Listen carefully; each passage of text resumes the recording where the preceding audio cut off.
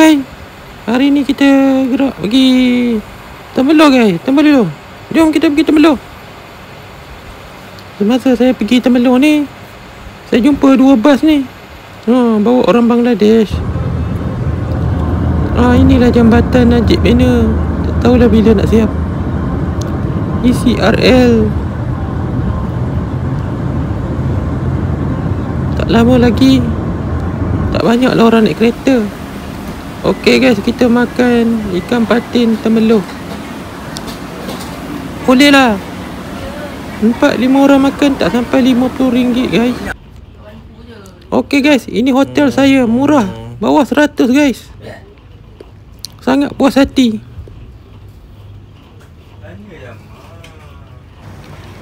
Inilah hotel saya. Hotel kawan.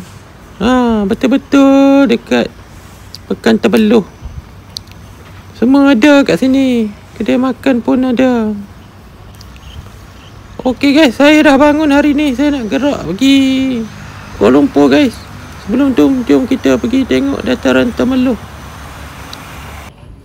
Okey guys, kepada peminat sukan air, dataran Temerloh ada menyediakan sukan naik bot. Murah guys kat sini. Inilah dataran Temerloh guys.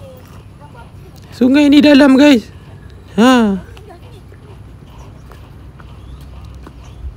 Okey guys. Saya nak gerak dulu.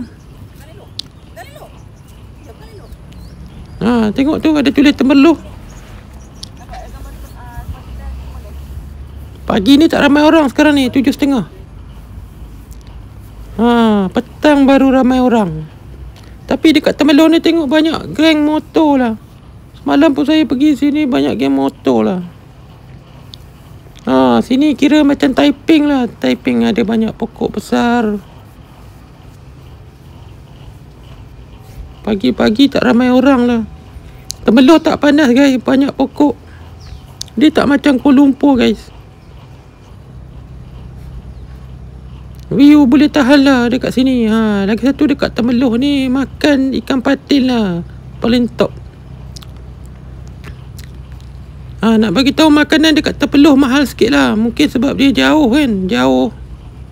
Okey guys, kita gerak dulu.